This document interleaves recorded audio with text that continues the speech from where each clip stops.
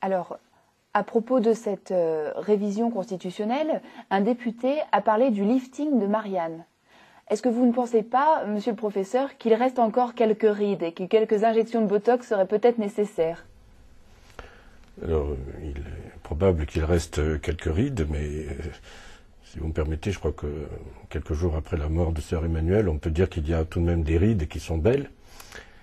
Et puis, même en droit constitutionnel, il y a d'ailleurs de belles rides. Lorsqu'on pense par exemple à la Constitution des États-Unis, qui a plus de 200 ans, bien sûr, elle est à certains égards dépassée par l'évolution de la société, mais les Américains y sont très fortement attachés. Ils considèrent que cette constitution ancienne, ridée, a servi de protection tutélaire au développement des États-Unis et qu'il ne faut donc pas trop y toucher. Alors certes, il y a des raisons techniques pour lesquelles la constitution américaine est rigide, mais il y a aussi la conception que s'en font les citoyens américains qui l'ont en quelque sorte sacralisée et qui ne veulent pas qu'on la modifie par des amendements intempestifs. Alors c'est pas la conception qui prévaut en Europe et notamment pas en France, donc on n'hésite pas à réviser la Constitution si on estime qu'elle n'est pas adaptée à la situation présente. Alors est-ce qu'il s'agit d'un lifting? Dans une certaine mesure, oui. Et il s'agit de modifications qui ne remettent pas en cause de façon majeure les grands apports de la Constitution de 1958. Et à l'occasion donc des 50 ans, il y a une rénovation de ces institutions, mais néanmoins, les changements dépassent l'injection de Botox. Je crois qu'ils sont assez intenses, assez substantiels et probablement durables. Je voudrais insister sur la mutation du rôle du Parlement. Le Parlement était là pour faire la loi, il était là pour, le cas échéant, contrôler dans une assez faible mesure, il est vrai, le gouvernement.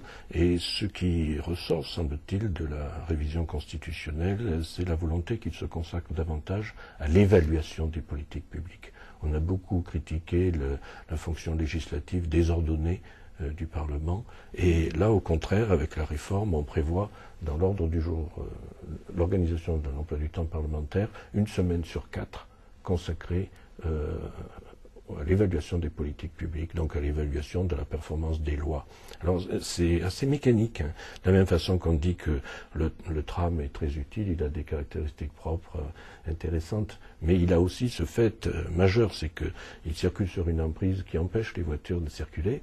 Et de la même façon, si on consacre 1 semaine par mois de travail parlementaire à l'évaluation des politiques publiques, d'une part, ça sera utile d'évaluer les politiques publiques, mais d'autre part, il ne restera qu'un nombre limité de semaines pour l'œuvre législative classique. Donc ça, c'est une évolution, me semble-t-il, très intéressante. Alors, je ne sais pas si les parlementaires utiliseront à plein cette potentialité, mais en tous les cas, c'est une ouverture majeure qui est de nature à faire évoluer favorablement l'institution parlementaire. Alors, je peux aussi commenter un petit peu le contenu tout de même de la réforme qu'on évoquait à l'instant concernant le Conseil constitutionnel. Et il y a là le comblement d'un passif, d'une lacune majeure de la Constitution de 1958 par rapport aux constitutions des États voisins. Dans tous les États voisins, nous avons donc presque tous une Cour constitutionnelle active que les citoyens peuvent saisir. Et en France, ça n'était pas du tout la tradition française. Eh bien, là, le changement est maintenant fait. Le Conseil constitutionnel peut certes être saisi par les autorités politiques de l'État, notamment par 60 députés ou 60 sénateurs, mais il pourra être saisi sur l'initiative des simples justiciables. C'est un grand progrès pour les libertés publiques. Quant à la réforme évoquée aussi tout à l'heure concernant le référendum, les référendums étaient certes prévus par la Constitution de 1958 dans l'inspiration de souveraineté populaire que comportait dans une certaine mesure c'est le mouvement de 1958, mais on constatait effectivement qu'il y avait très peu de référendums effectivement organisés. Là, avec le référendum d'initiative mixte, parlementaire et populaire, certes avec la nécessité de remplir des conditions assez exigeantes, c'est-à-dire un cinquième des parlementaires, et puis 10% des électeurs inscrits se ralliant au mouvement, c'est-à-dire grosso modo une pétition de 4 millions de personnes, ce qui n'est pas rien, mais ça laisse escompter tout de même l'organisation de référendums sur initiative populaire, c'est-à-dire que le peuple ait l'occasion de s'exprimer, non pas lorsqu'on lui pose la question, mais lorsqu'il choisit lui-même de mettre sur le devant de la scène une question. Alors, à cet égard, je crois qu'on peut regretter qu'il n'ait pas été prévu dans le texte nouveau de l'article 11 un seuil minimum de participation électorale pour que le résultat du référendum puisse être entériné. Alors, cependant, c'est vrai qu'il reste des choses qui sont plus contestables dans la Constitution. Rien ne dit d'ailleurs qu'on ne traite pas ces questions plus tard. Tout à l'heure, nous évoquions la question du Sénat, qui est relativement peu représentative, peu légitime, encore que les élections partielles du mois dernier montrent que, contrairement à ce que beaucoup ont dit, il n'est pas du tout exclu que la gauche puisse emporter la majorité aux élections sénatoriales dans 3 ans. Et simplement se rendra compte que, outre les villes traditionnellement de gauche, eh bien, pour que la gauche s'empare aussi du Sénat, il fallait probablement qu'elle gagne les élections municipales à Toulouse, à Caen, à Rouen, à Reims et dans quelques autres villes, et que finalement ça n'était pas impossible. Mais il restera néanmoins, même si le Sénat a changé de couleur politique, la question fondamentale de savoir si la nouvelle majorité accepterait que les compétences de ce Sénat soient diminuées, notamment que disparaisse son part de blocage dans les procédures de révision.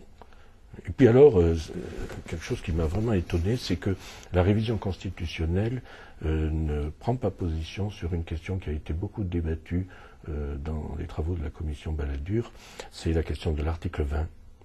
C'est-à-dire cette fameuse formule d'où il résulte dans le texte actuel que le gouvernement détermine et conduit la politique de la nation, dont beaucoup estimaient qu'il fallait modifier cet article, que c'était le président de la République qui déterminait la politique de la nation et que, au maximum, on pouvait considérer que le Premier ministre était le conducteur de cette politique comme un chef d'orchestre, mais que c'était bien le président qui écrivait la partition. Et finalement, le texte est resté inchangé pour une raison assez simple, c'est que le changement dans le sens que je viens d'indiquer n'aurait pas permis de résoudre des difficultés liées à une éventuelle cohabitation qui reste toujours possible. Et donc, c'est probablement la raison pour laquelle on est resté dans le flou. C'est un des problèmes majeurs d'ailleurs de la Constitution de 1958, l'incertitude sur la responsabilité principale de l'exécutif, qui est aussi une de ses qualités, puisque cela entraîne une certaine souplesse, selon que l'on est en période de cohabitation ou pas, eh bien les institutions fonctionnent un peu différemment, mais d'un autre côté, il y a là un flou, une incertitude politico-juridique qui peut être considérée comme assez grave. Merci, monsieur le professeur. Merci vous. C'était l'interview de novembre sur FDV TV. Rendez-vous le mois prochain.